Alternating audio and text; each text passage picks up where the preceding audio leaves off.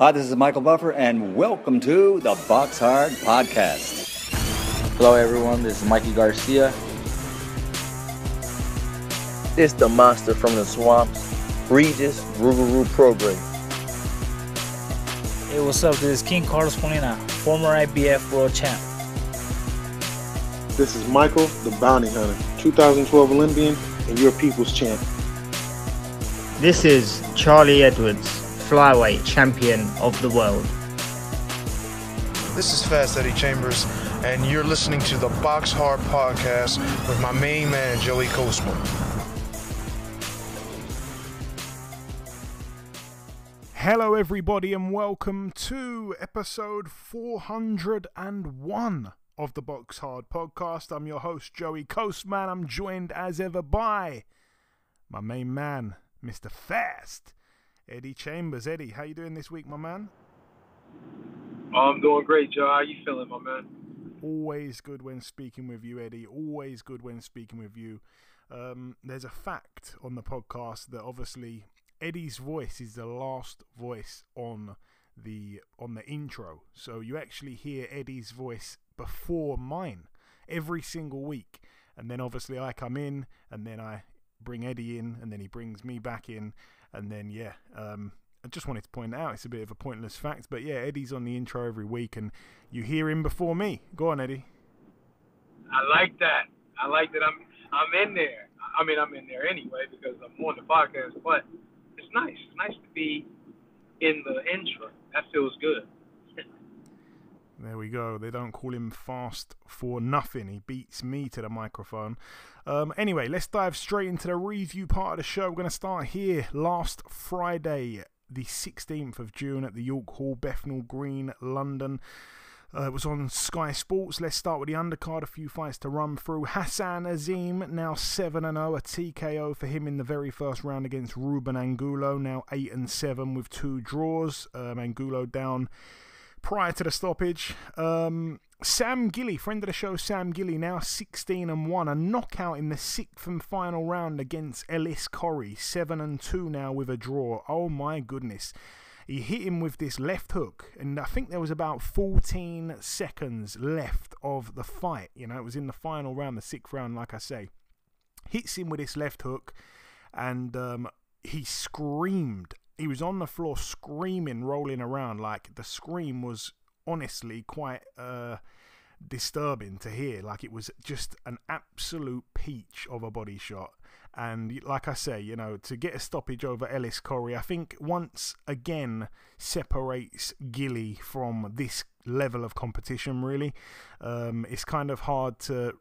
There's a lot of names floating around at the moment, you know, and the domestic scene isn't extremely easy to understand, I think, at that weight, and it's kind of difficult to know where Sam Gilly fits in, but there's a couple wins that he's picked up now which separates him from this level, but I'm not entirely sure what this level is and what that level is either. It's kind of a bit confusing, but I think he's certainly one of the best in the country for sure. And obviously in the post-fight interview, his trainer Rod Julian actually said that I think Sam Gilly's the best in the country and he put him in with anyone right now. That was a real statement, and obviously it's what boxing fans love to hear. And yeah, really, really, really happy for him. Nice guy, Sam Gilly. Moving up the card once again, Isaac Chamberlain with a points win over 8 rounds against Dylan Bregian, who's now 13-4 with a draw. Isaac Chamberlain now 15-2. Late opponent change. I think he only had about 2 or 3 days notice, Dylan Bregian. Once again, though, Isaac Chamberlain with a points win to forget, to be totally honest with you. You know, I still look at his record, Isaac, and I feel like he's such a big underachiever. He's been plagued with bad luck, with injuries and stuff like that, inactivity and the rest of it. And yeah, you know, he's only lost to 2 guys, like I say, and both guys have gone on to become world champions. But he is yet to get going. You know, he lost to obviously Lawrence Okolie and now Chris Billum-Smith, who has recently beaten Okolie. So his losses are nothing to be ashamed of, and I think he needs to be pushed and just needs to be thrown in now. You know what I mean? He's got the 2 losses. He doesn't have an O to protect anymore. I think he's certainly one of the best that we've got in the country, obviously, apart from the very, very top of that level, like your Okolies and your Billum-Smiths and maybe 1 or 2 others. But let's throw him right in now. You know, I think there's no need to put him in with guys like this on 2 or 3 days' notice, or even the guy that he was supposed to be boxing. I think it was Daniel Bozanski or whatever. He's a journeyman, really. You know, Isaac should be fighting at a much higher level than that.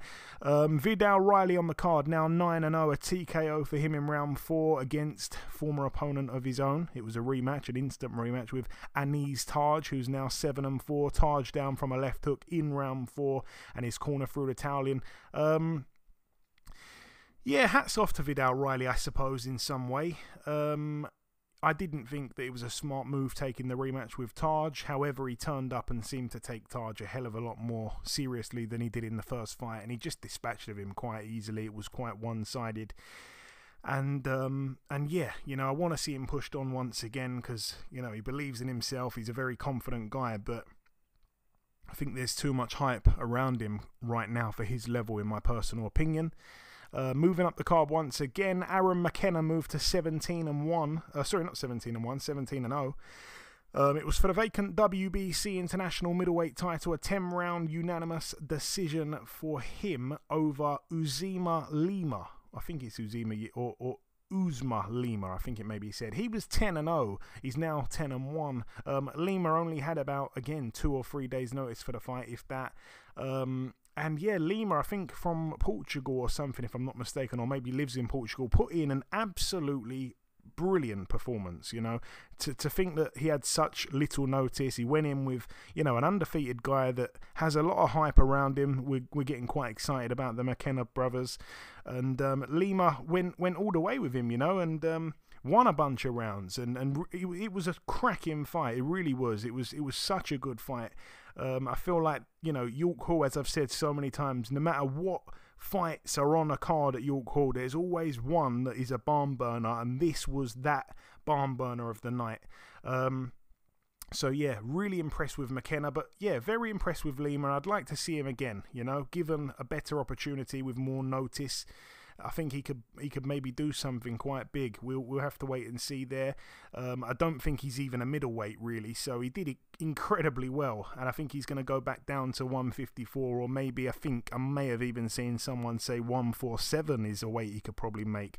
So yeah, certainly not a name to just forget about and watch him disappear into the darkness. I want to see him again, and yeah, I think he just tired towards the end and let a few rounds slip away, but such a tough guy. Looked like he might get knocked out at one point, but no, he kept going. Elsewhere on the card once again, Caroline Dubois now 7-0, a points win over Yanina Del Carmen Lescano, now 13-3. I'm so annoyed. I'm never going to bet on Caroline Dubois again. Like I say, I bet on her to win on points every single time, and then she gets a knockout. The one time I bet on her to get the knockout, she gets a points win. Lescano was down in round 5, but a dominant performance there from Caroline Dubois, who has gone on to social media, onto Twitter after the fight, and pretty much said, "Who do the fans want me to fight?" And they were tagging in a few people that's only had about 5 or 6 fights, and I'm like, whoa, I don't think I want to see that. Like, she would brutalize you know, someone who's only had 5 or 6 fights. I think she's probably the best fighter of all females in the whole world with just 6 fights. She is definitely going places. Elsewhere on the card, the main event, Fraser Clark now 7-0, a points win over 10 extremely boring rounds against Marius Wack, who's now 37-10. Yeah, a lot of people felt that, you know, Fraser Clark would probably get Wack out of there. Wack is obviously extremely tough, we've known that, but 43 years of age, I think he is now. And again, Fraser Clark just, started pretty well in the first couple of rounds. Came in at 270 pounds, which I can't say I've been keeping an eye on his weights over the time he's been a pro, but that seems heavy to me on first glimpse. But yeah, just such a lackluster performance, and he started to really tire late on as well. Like I kind of said, I thought we'd get some rounds, and I said that Marius Wax's never been stopped in the first half of a fight, so I felt like it would go late. And yeah, it went late, and it ended up going the distance, which I don't think anyone really, was too confident would happen. But yeah, Fraser Clark, I mean, he banks the rounds, but it wasn't impressive. And a lot of people now are looking at that and saying, now I know why he didn't want to fight Fabio Wardley. I think that's a little bit unfair, but, unfortunately, it's not just about winning fights. It's sometimes about how you win fights. Obviously, it's an entertainment business as well as a sport, and it wasn't entertaining, but he got the win, he got the rounds. Hopefully, they can bring him some kind of positives, but it just wasn't exciting, and a lot of people are looking at that saying, wow, he's going to get knocked out by Wardley. I mean, that's how a lot of boxing fans think. And also, I should have mentioned, I almost forgot on the undercard, the brother of Tyson Fury, Roman Fury, now 2-0, a points win over 4 against Eric Nazarian, who's now 29-33 with 4 draws. Tommy Fury, of course, walked into the ring and was shouting instructions from ringside. Moving now to this one. I don't know if you saw this card, Eddie. If you did, then definitely jump in. It took place at the Smoothie King Center in New Orleans, Louisiana. It was live on DAZN. I'm going to start with the undercard. We saw Ramla Ali get knocked out in round 8 of a scheduled 10-rounder. She's now 8-1. She lost by knockout to Julissa Alejandra Guzman, who's now 13-2 with 2 draws. A huge upset, an absolutely huge upset there. Ramla Ali was boxing quite well. I think the first round or two, she actually caught Guzman with some really heavy-looking shots, and I thought to myself, wow. I expected Ramla to win on points, but I thought, wow, this looks like maybe Ramla's trying to make a statement and, dig her heels in and, land something big. And she did land something big, but Guzman took the shots, and I think slowly but surely Ramla Ali gave up the boxing and went more into trying to, trade with Guzman, which was a terrible, terrible miscalculation. Guzman ends up dropping Ali in round 5, and Ali got saved by the bell. She went back to the corner. She came out in the next round, boxed quite well, and then got caught again in the last part of the round again. She went back to the corner. Manny Robles, I think, was quite well, did quite well in the corner with her. But she just wasn't really listening to him. And then she comes out again and ends up getting absolutely flatlined in round 8. And you don't often see women's knockouts look like that. So that's brilliant stuff for Julissa Guzman. And Ramla Ali is harsh, but I think I'm going to already say I don't see her winning a world title now. She is 30-something years of age. Obviously, she turned pro quite late on, but yeah, I just can't see it. I just can't see it. I think she was always a little bit overrated, and she's been, flatlined like that. That was a knockout that I think is going to be hard to bounce back from. I think she would want the rematch, and yeah, she needs to beat Guzman, because if Guzman's a decent fighter, but if you can't really beat her, then I don't really think you're going to be a world champion or anything like that. And yeah, it wasn't a close fight. Obviously she got knocked out brutally, so it's not like it went the distance. It was a close one. It was a draw. No, she got brutalized. Moving up the card once again, Shakram Giasov, now 14-0, a unanimous decision over 12 rounds against Harold Calderon, now 27-1. Good win for Giasov. Again, though, a lot of people saying that he looked very beatable. And then in the main event, Regis Ruguru Prograis, like I say, if you saw it, Eddie, let me know. But he's now 29-1, a split decision victory over 12 rounds against Danielito Zorrilla, now 17-2. Zorrilla down in round 3. Both guys were hurt in round 1. It was a defense of Prograis' WBC World Super Lightweight title. Prograis actually was down in one of the rounds, and they said it was a slip, and afterwards he admitted it wasn't a slip, it should have been a knockdown. Credit to him for his honesty there, but yeah, by far the worst performance I've ever seen from Regis Prograis. I think the scorecards were awful. I wasn't, I'm not saying that Zorrilla won, but I felt that they were extremely wide. Obviously, aside from the split, it was a split decision. So apart from the card that went in Zaria's favour, Prograis was completely unable to cut off the ring at all night long. He was falling short with jabs and power shots all night long. And like I say, looked like he got hurt a couple of times, which I'm not used to seeing. And yeah, like I say, he was dropped, should have been a knockdown. Referee said a slip. It was just a bizarre performance, and it was a homecoming fight. It was the first defense of him being a two-time world champion. It was his Matchroom debut back in New Orleans. And honestly, it was such a poor performance. I expected him to obliterate this guy. I know Regis Prograis. He's a friend of the show. He's a guy I got a hell of a lot of time for.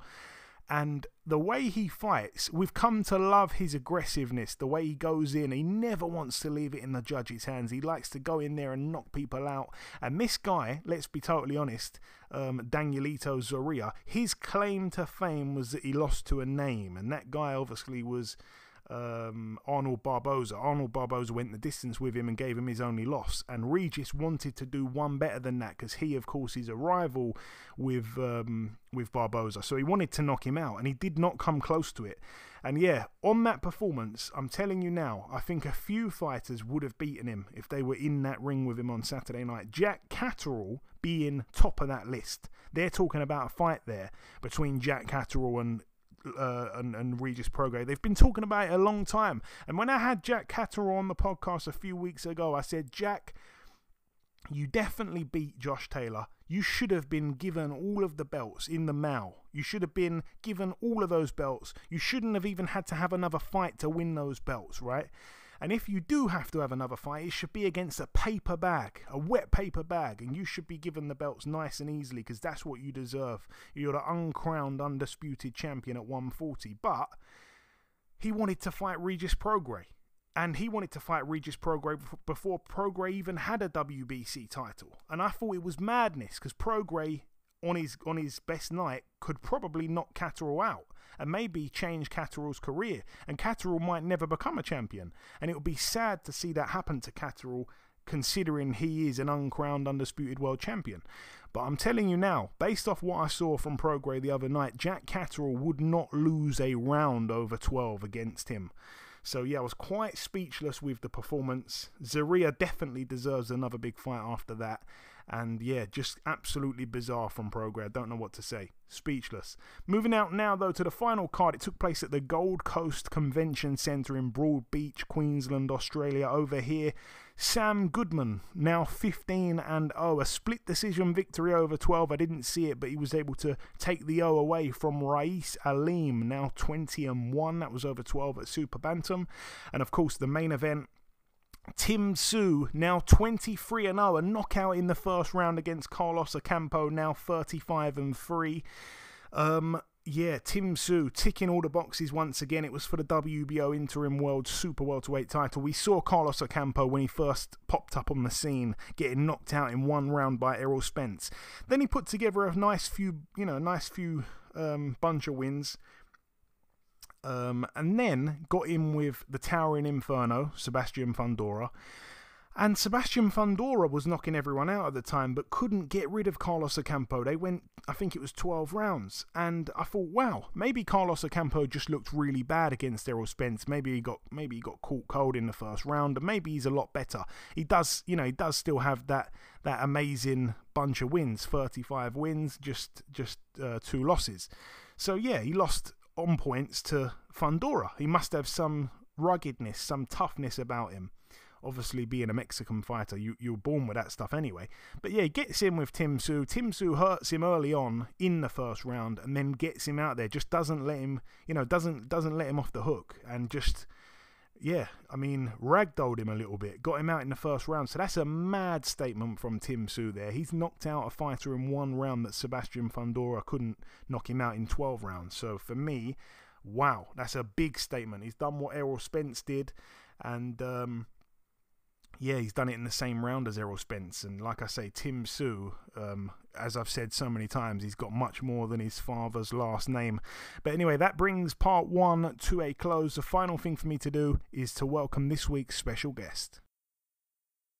Ladies and gentlemen, please welcome the undefeated British and EBU European Super-Bantamweight champion. It is, of course, Telford's very own, Mr. Liam Davies. Liam, welcome to the show, my man.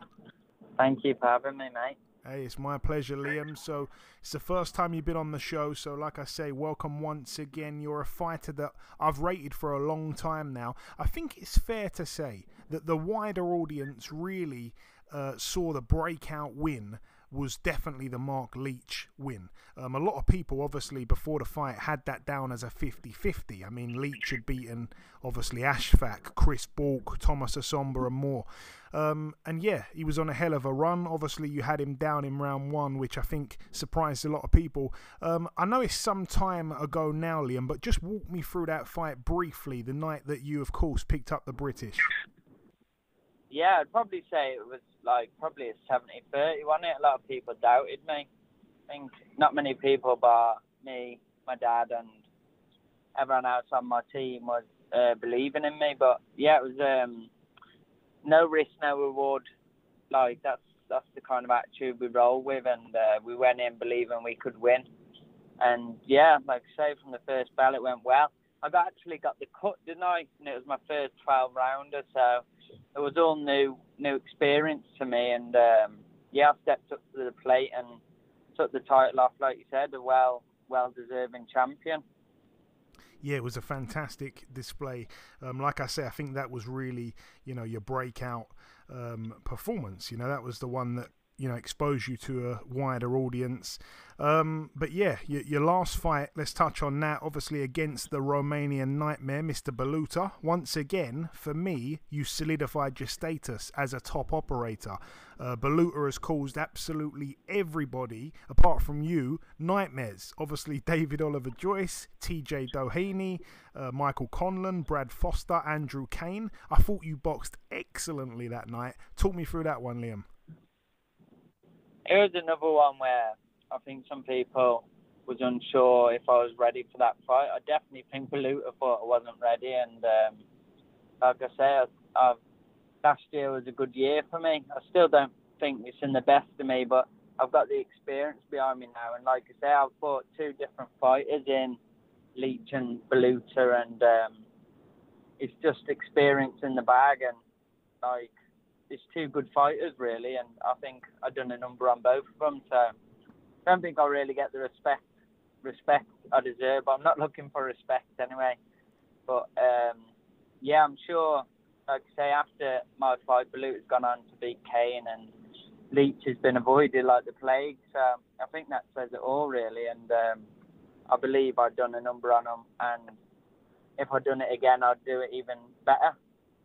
No, I believe you. I think, the Super Bantamweight division at the moment is certainly hotting up. And yeah, let's move to your next fight. It's been announced, obviously, July 29th, back home in Telford. You'll be boxing former EBU European and British Super Bantamweight champion Jason Cunningham.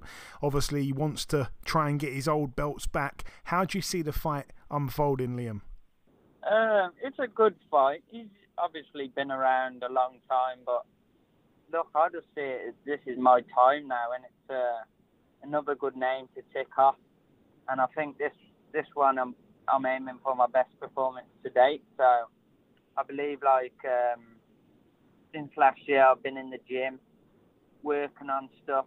I think I'm even nicer with it now. And this what I'm looking to do: show how much I have improved, and show that even though there's good competition, I'm number one for a reason, and I believe I will do that.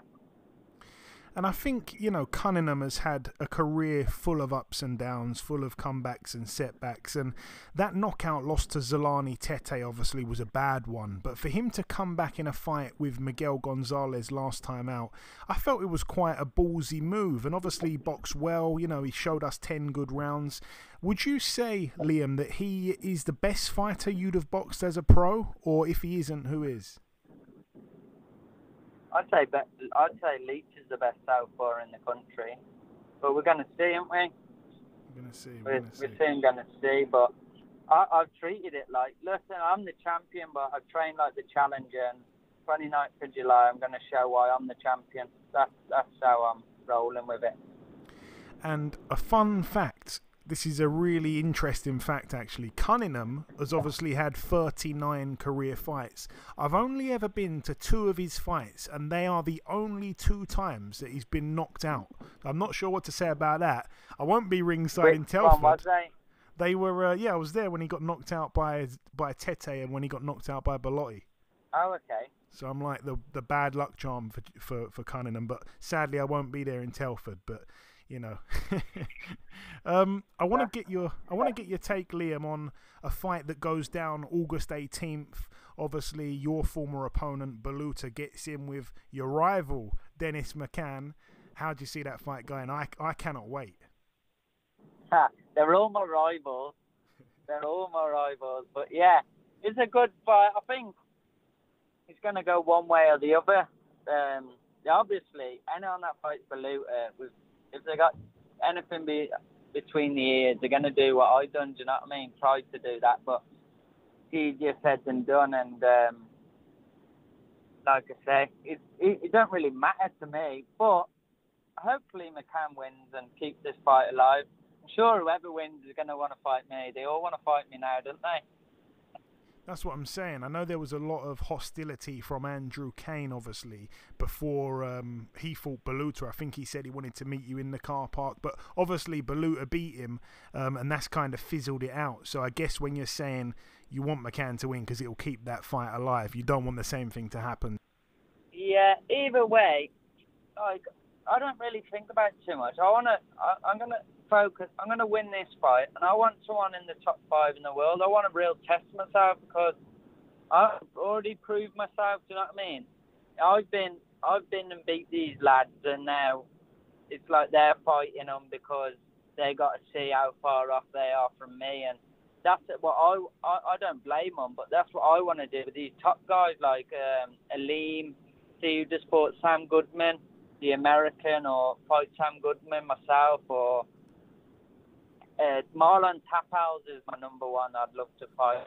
And yeah, I'm looking at the guys ahead of me, but like I say, if they keep winning, I'm sure it will happen. But I won every bout by a world title now, and that's what motivated me to push, and that's what I believe I can do. So hopefully I get the chance to get my shot. Yeah, no, I understand that, and it very much is within touching distance now. You mentioned the champion Marlon Tapales. Obviously, the other champion is Stephen Fulton. You're ranked with both the WBC and the IBF in the top 15. Obviously, you touched on Tapales there, and Fulton's got his hands full with Inoue at the moment. But have you had enough time to look at both guys? Yeah. Obviously, the Tapales one seems more realistic. And that's the one I've asked George to try and get me, because if they get at me, I believe, leave the rest to me and I'll do a job on him. But, I just want one of the top guys. I want to keep working up and up. I'd like to go Australia and fight Sam Goodman as well. That would be a good one. So, I mean, I want something big. This is my 3rd back-to-back headline show now in my hometown, and I feel like I deserve something that's big. Do you know what I mean? And a test that I believe that I'll come through. And talking of big things, the very same night that you box, a few hours later, we're going to see Errol Spence and Terence Crawford. Will you be racing home to watch it, or be too busy celebrating? Nah.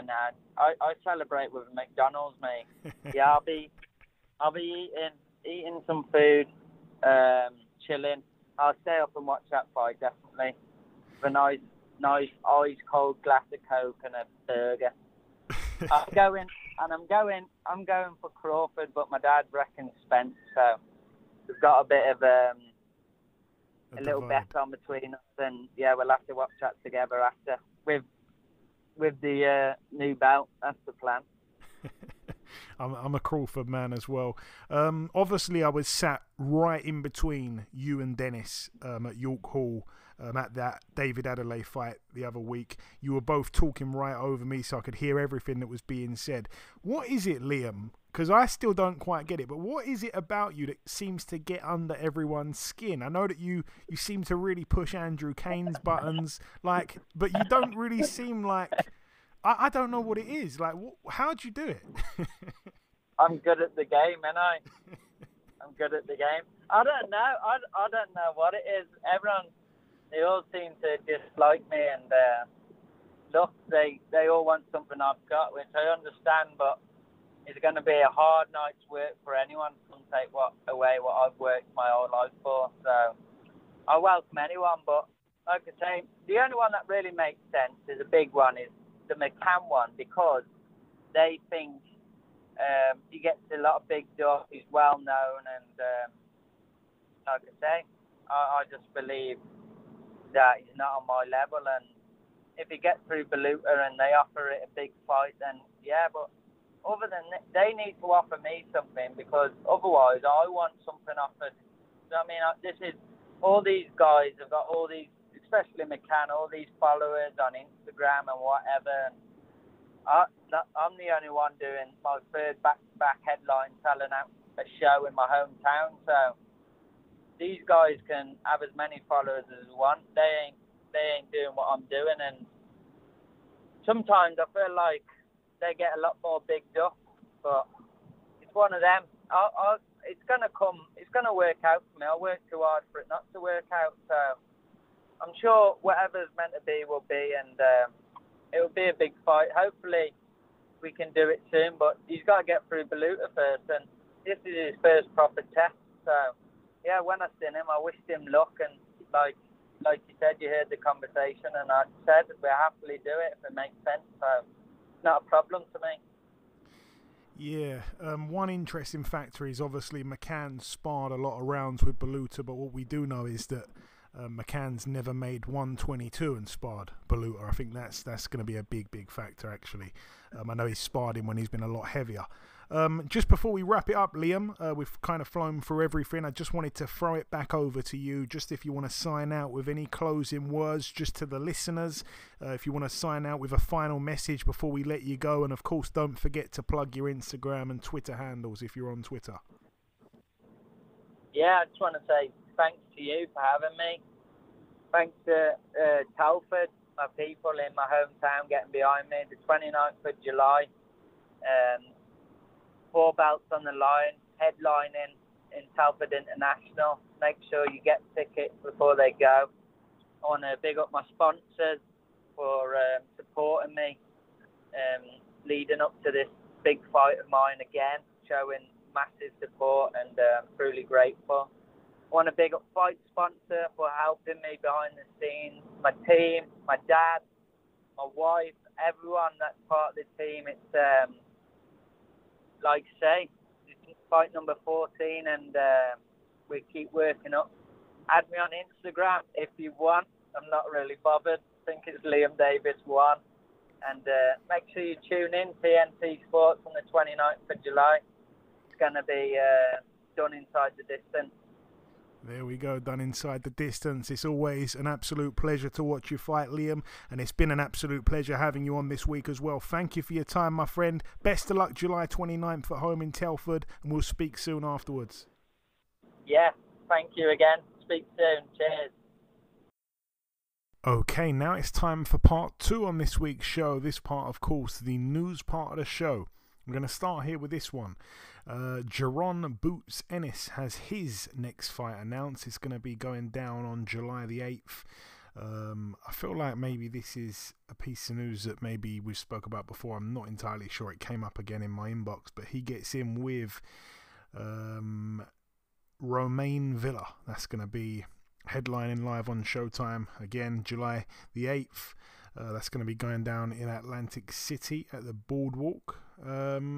Okay, that's it for that one. In this piece of news here, it's a great fight that's been announced.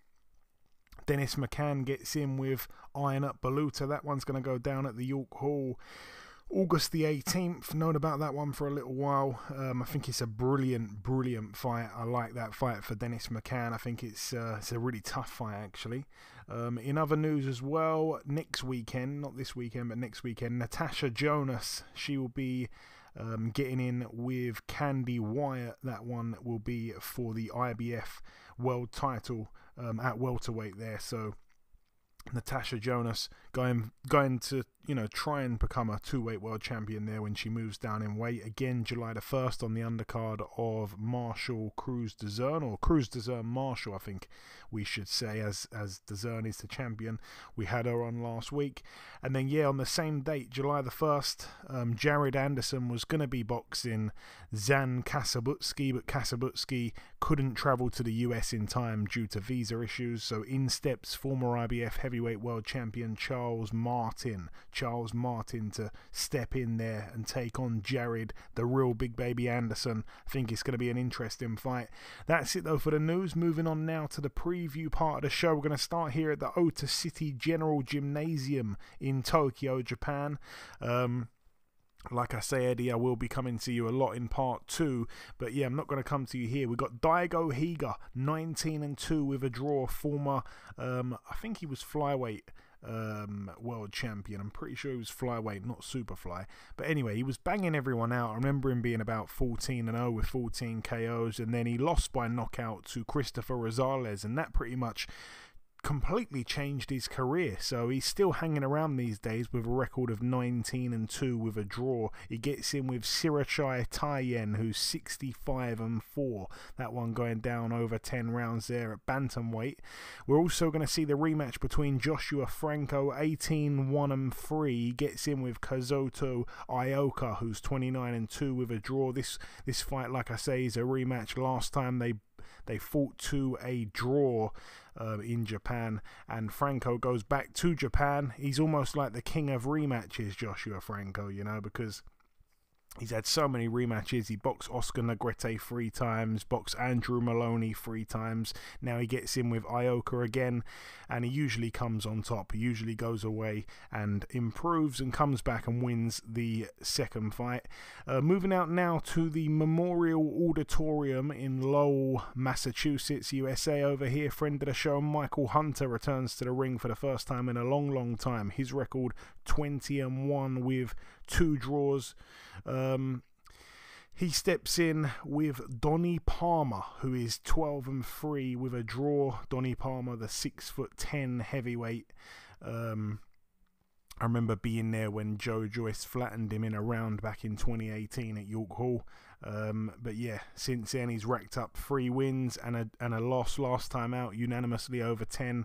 That was back in January of this year. Michael Hunter hasn't boxed. He's been having a lot of these silly little team combat league fights. I think he's boxed 8 times, but that's only 8 one-round fights. He's been having a lot of those recently. I'm not a massive fan of that, but anyway, he gets back in. It's the first proper fight he's had in a year and a half since last time when he drew with Jerry Forrest in what was a really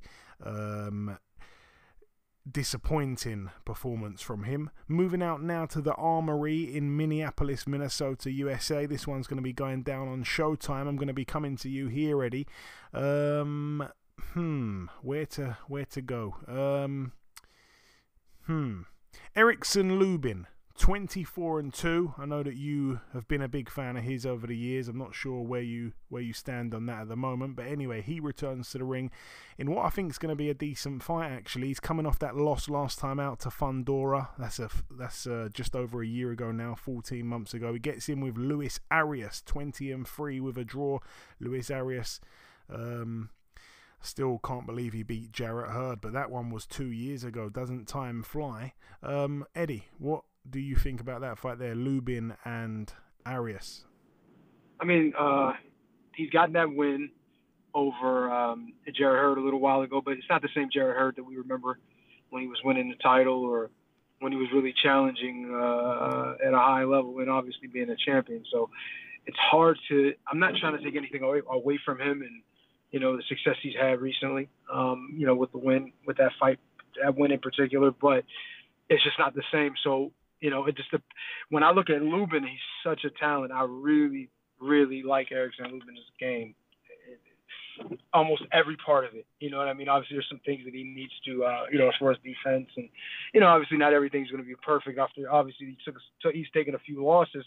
to high level competition. But I really like his ability. I like what he brings to the table. To me, I think he wins this, but I really think it depends upon what he has left. I mean, in the fights he's lost, they've been tough fights on him. They've been knockout losses. They've been pretty, I don't want to say ugly, but yeah, kind of ugly in a sense. So, one of them was one round, with when he fought one of the Charlo brothers, but the other one with Fundora was a pretty serious knockdown drag out. So, like I said, I really like him. I like what he brings to the table, but I'm just not sure, where he is at this point. And, with his ability, I expect him to win, but we just really don't know where he's at. With, the recent damage, I'm not saying it's been a whole hell of a lot, but, like that last fight with him with Fedora was pretty brutal. So we'll see what he has. And if he's anything like he was in the past, I expect him to win. Yeah, and also on the card, Carlos Adames, 22-1, coming off that win last time out. He looked quite good against Juan Macias Montiel, banged him out in 3 rounds when Jamal Charlo went the distance with him. The win before that, a majority win over Sergei Derevianchenko. So he's in a bit of good form as well. He gets in with another guy who definitely belongs in that conversation, Eddie. Julian J. Rock Williams, 28-3 with a draw. The guy that, of course, took Jarrett Herzog and also these days looks absolutely shot to pieces. After he beat Jarrett Hurd, obviously got knocked out by Banana. Then the shock loss to Vladimir Hernandez, who was only 12-4, and last time out he was able to come back with a win. But it's been a really rough ride for him because he hadn't won since the Jarrett Hurd fight, which was just over 4 years ago now. So he, like I say, beat a guy last time out who was 18-11 with a draw. He gets in with Carlos Adames. They're expecting Carlos Adames to be able to knock J-Rock out. Also on the card, Caleb Truax, friend of the show, former IBF super middleweight world champion, 31-5 with 2 draws. He returns to the ring at light heavyweight here. He gets in with a guy called Burley Brooks, who's only 6-2 with a draw. He shouldn't really be able to, to trouble Caleb Truax, you wouldn't have thought, even though he doesn't have the best looking record, 6-2 with a draw, but he's got 5 by KO. Caleb Truax, though, coming off, I think it's 28 or 29 months inactivity, hasn't boxed since he lost to Caleb Plant back in January 2021. He's coming off a bit of a lengthy layoff, especially his age. I'm not entirely sure how old Truax is. Anyway, best of luck to him. Moving now to this one, it goes down at the MSG, the Madison Square Garden Theatre in New York, USA. Let's start with the undercard. Reshat Mati, 13-0, gets in with Dakota Linga, who is 13-5 with 3 draws. I'm sure he's absolutely full of confidence at the moment. Last time out, stopping Josue Vargas in just 2 rounds. Though prior to that, he hadn't really done too much. He was on a terrible run, getting knocked out by Brandon Lee, losing to Omar Juarez, losing to Maurice Lee.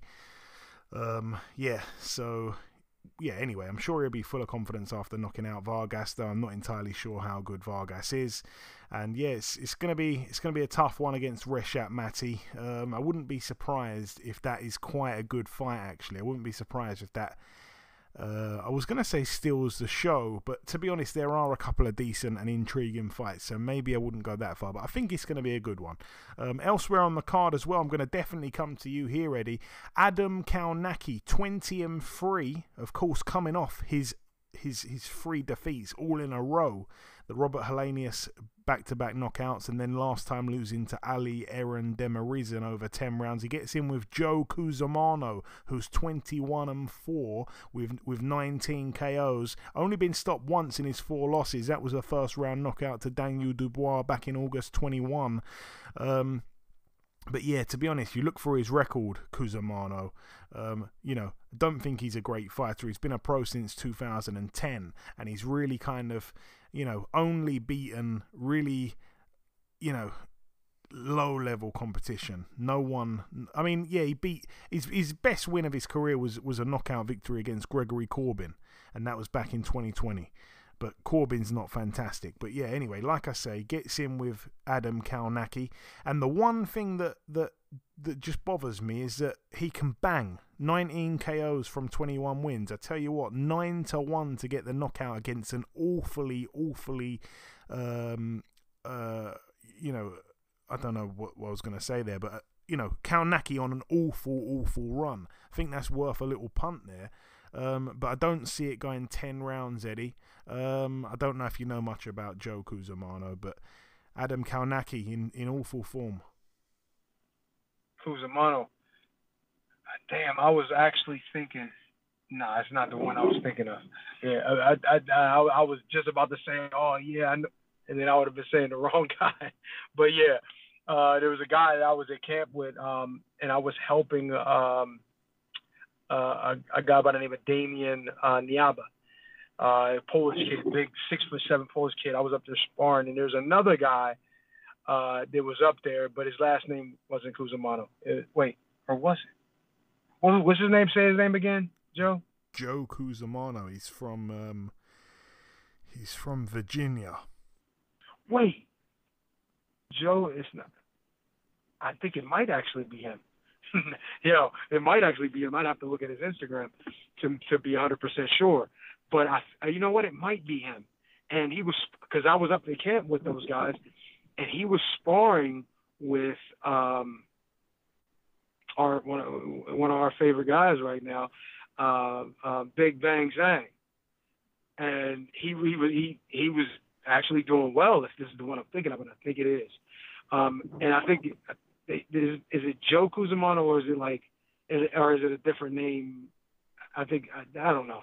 I think it might have been him. I could be wrong, but it might have been him. His actual name is Giuseppe Cusimano, but they called him Joe. There you go. Yep, that's exactly, that's it. 100%. 6'4". Okay, so 6'4". Yeah. I was up at that camp, and I was the smallest dude up there. So that's not nothing new for me. I was the smallest guy in at the Fury camp too. But I was up there with those guys, and the smallest guy was Joe, and he was 6'4". So that lets you know what the hell kind of guys I was in there with. But that was like fresh for me. That was like fresh off of like 4 years in activity. Didn't even pick up a glove, it seemed like. Yeah, he is a banger. He was landing some good shots in there, even with Big Bang, and he was in there. He was giving as good as he was getting in a lot of ways. So he's not a terrible fighter. He's actually not bad. You know what I mean? Obviously, I understand. You know, there's certain situations you're trying to bring a guy along, and sometimes putting him in there with guys that are a little bit too easy can make them become expectant of that kind of performance from their opponents. And then when they see something that they haven't seen before, it kind of obviously shocks them. And that's why, you know, like you get those losses sometimes early, because then your guys want to kind of test you. So, and with Kalnacki and honestly, the reason why this fight is being made, in my opinion, is because they are pretty close knit. You know what I'm saying? Because I was up there with Damian Niaba, who actually works with the brother of Adam Kalnacki. You know what I mean? So this is why that fight was able to be made. I'm not sure if Joe was in favor of it or not. Probably was. Hell of an opportunity for him. The guy's on the slide. So, for him to get some credibility and win a fight with a real top name, or at least a name that was on his way to the top, before he hit that terrible slide. It's a good opportunity for him. So, interesting, just from me watching the guy in the gym. He actually did some good things. But I don't know from firsthand, experience, I never sparred with him. But, he's definitely a banger. He can punch. I can tell he can punch. He hit Zhang with a couple shots there and take a little half-second full back. You know what I mean? So, it was good. It was really good work all around. And, I think it's a hell of a bet. You could bet that and get a nice little bet on there. Yeah, that might actually be a good thing for somebody to try out, because he doesn't punch soft, so it gives you a hell of an opportunity to win that money. Yeah, I mean, obviously I'm favouring Kaunaki, of course, but I'm just saying I think Kuzumano 9-1's quite interesting. Kaunaki, like I say, in awful form, hasn't won a fight since August of 2019, so almost 4 years ago when he beat Chris Arreola on points over 12 rounds. That's his last win. Moving up to the main event, I think it's another really interesting fight, and once again, Eddie, I want to get your opinion.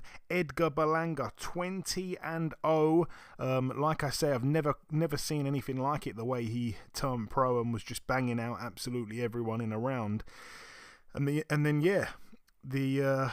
the hype machine came to a very abrupt end, because basically if he can't knock you out in the first round, he can't knock you out in the rest of the rounds, you know, because he was banging everyone out in a round, and then all of a sudden he's gone the distance now 4 times in a row. He gets in with Jason Quigley, 20-2.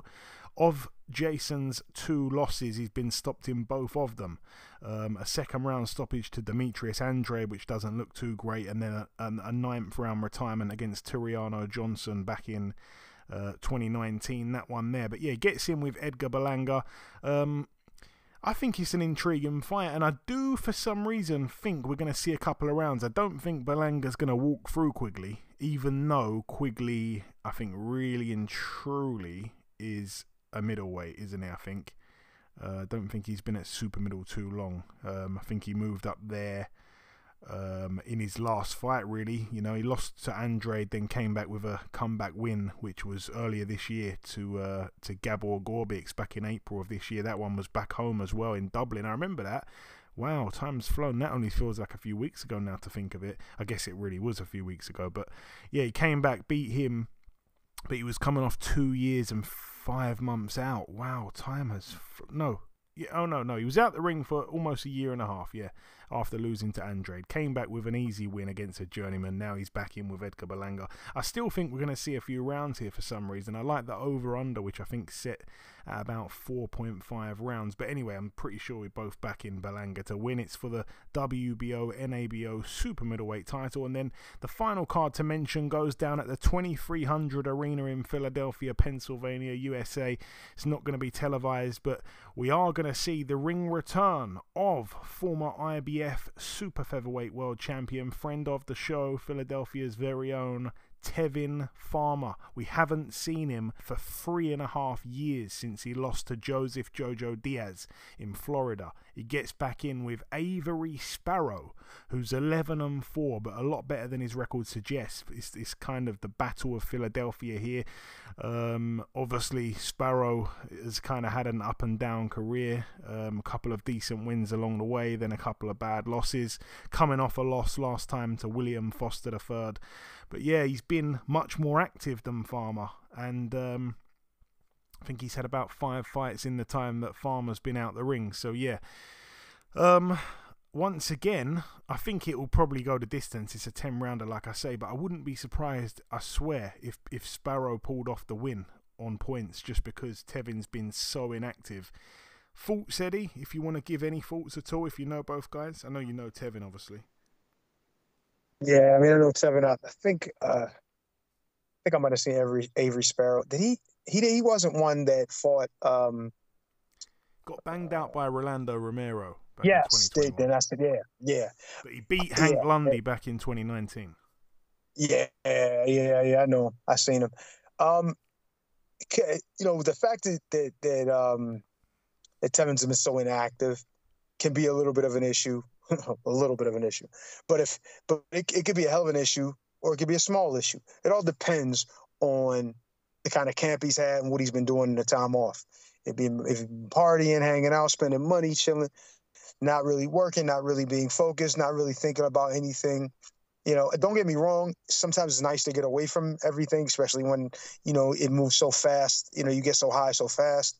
You know, it can sometimes give you a little bit of you know, you just want to kind of recenter yourself. You know what I'm saying? If that makes sense. So it's like, you know, it could be a good thing to the time off for him, but you know, when you're inactive, regardless of the situation, no matter what the case may be, you're not going to be as sharp.